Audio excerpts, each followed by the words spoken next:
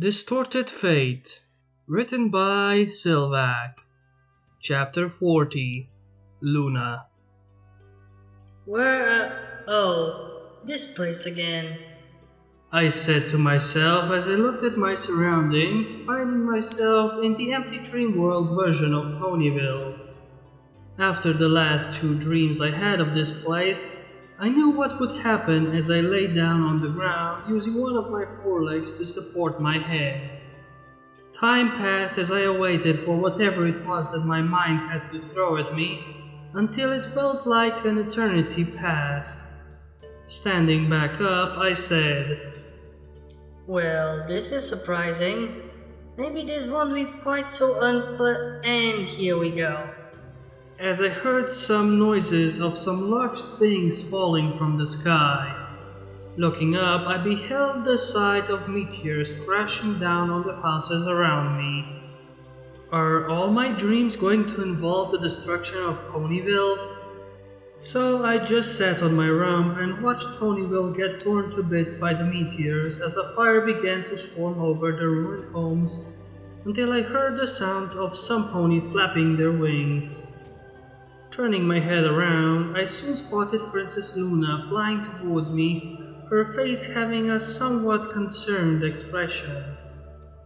As she landed in front of me, I started to bow before remembering her words in regards to that, so I instead just said, Hello, Princess Luna.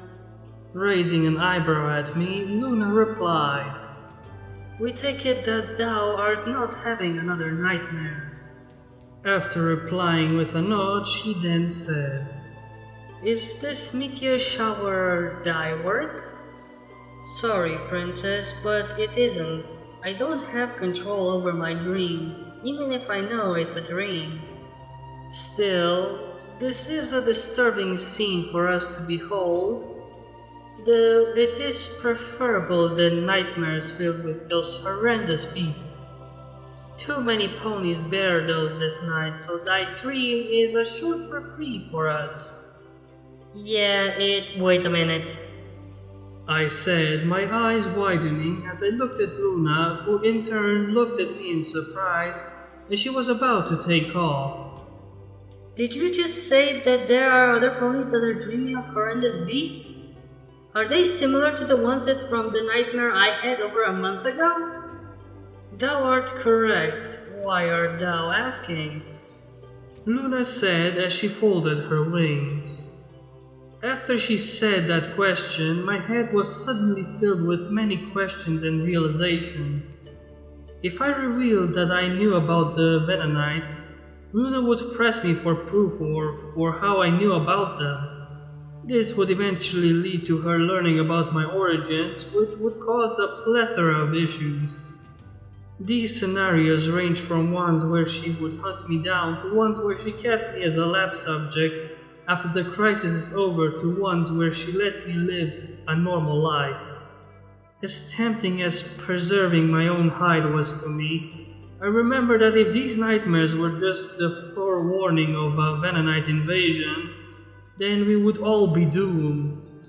Taking a deep breath, I said, I don't know whether or not you'll believe me, but I know what those monsters are. Tilting her head at me, Luna gave me a small smile as she said, Thou art so cute at trying to help us and other ponies, but Oh, stop already, I had enough of this adults know better than fools do setup. You may be a princess and you may be older than me, but you have no idea what these monsters are capable of. Frowning at me, Luna said, Oh, and what makes thou certain about this matter? Dost thou have any proof of thy claims? Staring at her, I said, Well, since I'm in a dream, I can't really present you with... Hold thy tongue for a moment, knave, for in thy dreams thou can rely on thy memories to present the truth. Beware, for thy memories will not be tainted by thy own perspective. Really? How does that work? Thou just hast to recall the specific memory thou needs if thy memory exists. Luna answered as her face became more annoyed. Seemed like she doesn't have much patience for such a slim chance to find an answer. I almost paused in surprise, but I shook my head clear of that as I tried to recall a memory that would convince Luna that I was speaking the truth. Though I knew that I hadn't ever gotten close enough to a Vanonite to provide direct proof, I knew of something else that would certainly make Luna take me seriously. Closing my eyes, I concentrated on my most vivid memories, the memories of where I used to live. At first, I heard nothing, which caused me to wonder if memories before I became a pony could even be summoned to this dream world. However, my doubts were dashed as I heard Luna gasping in surprise, causing me to open my eyes. Before me stood a familiar sight, as I saw the tall metal buildings of the city I once called home. Around us, various species roamed about, a good hoofful of them being taller than even Luna. They roamed through the narrow walkways as small-scale flying ships dart in between the buildings. This is amazing! We had never seen a sight like this in our entire lifetime. This cannot possibly be a figure of your imagination. Luna gasped out, causing me to raise an eyebrow at her slip of speech. Clearing my throat, I raised a hoof as if I was presenting something as I said, Princess Luna, welcome to the fringe city of Jilkax. Luna continued to stare at all that was before her, enraptured by the sights. I, on the other hoof, knew the reality of this city. For as glorious as it looked to Luna, this city was actually one of many cities that filled a sad role in the societies of interdimensional nations. After a few more moments of gasping in wonder, Luna finally returned her attention to me as she asked, What art thou? Surely thou aren't just a pony. Before she narrowed her eyes at me. Art thou responsible for the nightmarish creatures? No, though I have suspicions of what may be causing them to appear in the dreams of ponies. As for what I was before I became a pony, it is irrelevant. Luna was about to make a retort before I hurriedly added, We need to focus on the matter on hoof, the nightmares, for I believe they are just a sign of what is to come. Eyeing me with suspicion, Luna asked, What dost thou mean, and how does thy memory apply to the creatures? This memory doesn't, for I never had a true first hoof encounter with them. However, they are well known throughout all known dimensions that have... You're from another dimension? Luna yelled at the top of her voice, once again slipping in her decorum, as the sheer volume sent me flying for a bit before crashing into a wall. Before I could say or do anything, Luna instantly came to me, pinning me against the wall with a hoof as she screamed. Do you have any idea how reckless... Oh, shut it already! I know more about dimensional travel than you do. I know even more than Discord does! I screamed. This caused Luna to blink in surprise, her hoof letting go of me as she asked, Thou hast met Discord? What does thou mean that thou knows more than us about the ways of traveling between dimensions? As I landed on my rump, I rubbed the hoof against the spot where Luna pinned me with hers as I said, Yes, I have, and it wasn't an enjoyable meeting.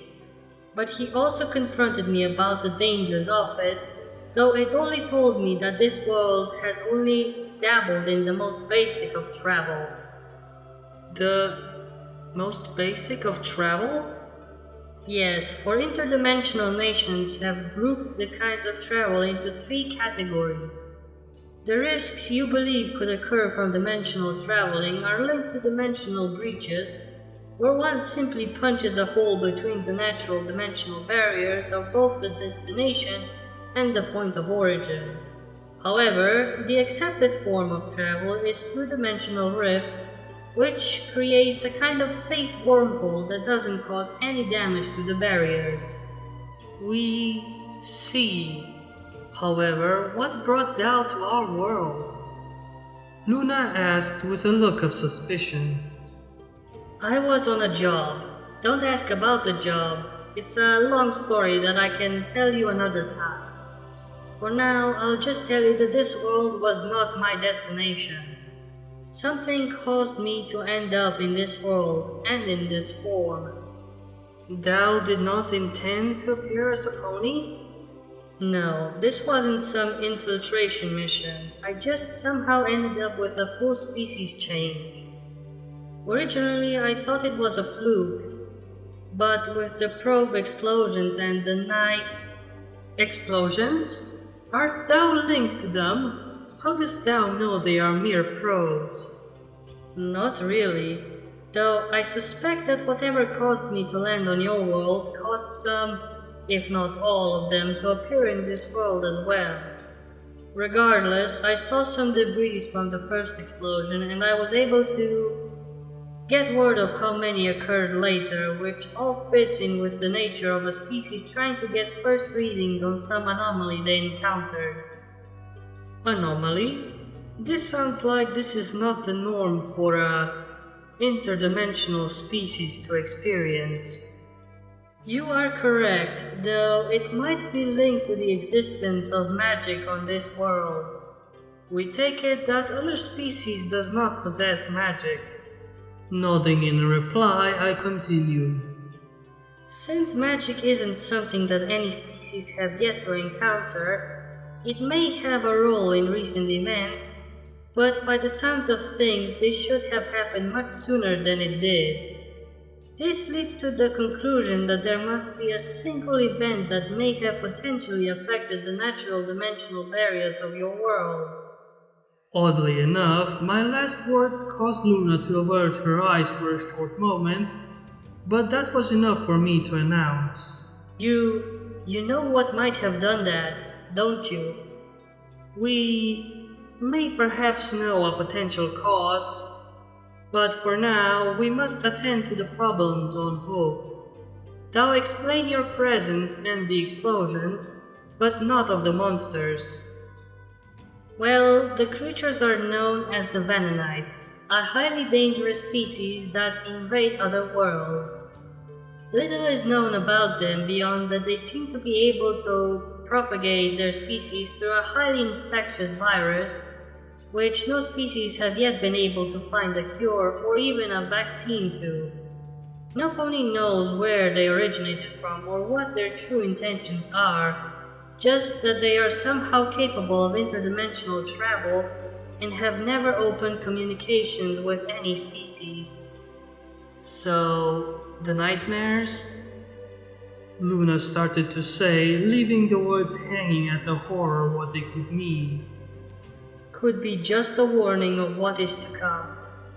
However, if we could fix whatever is causing stuff to leak into your world, then maybe this will not only end the nightmares, but also prevent a possible invasion. This is dire news indeed. So art thou willing to aid us? Yes, though I have to ask, will there be any consequences for not being of this world? I asked, a tone of apparent fear in my voice. Worry not, we will guarantee that no pony will harm thee. Though we are curious, why didst thou hide thy identity? Simple. Either I'll be harmed for being an alien, or they will just think that I'm a highly imaginative foe. I deadpanned. Ah, that is true. We will need to confer with our sister, but we will need thy physical presence. Where dost thou reside? I live in Ponyville at the Sugar Cube Corner. My foster parent is Pinkie Pie. The element of laughter? This makes things more convenient. However, we must continue our discussion another time, for we have many ponies suffering from these nightmares that we must attend to. We will meet now. Luna said, apparently waiting for me to give her my name. You can call me Aether Aura. That's the name I adopted when I became a pony as I was learning your language. Ah, it has been a great relief to meet you, Aether. We will meet thee in the morning, but for now we must take our leave. Luna said as she spread her wings, taking off into the air to disappear from my dream. This left me to my own thoughts as I thought of what could be wrong with this world's barriers and what I could do to fix it. And so concludes another chapter. The plot thickens, but it does worry me to see where things will progress from here. Let's hope our little ponies can figure out how to strengthen their dimensional barriers so that those nasty Venonites do not cause them to turn into more Venonites. In the meantime, like, subscribe, and I hope to see you in the next video soon. But for now, your daily dose of brainwashing!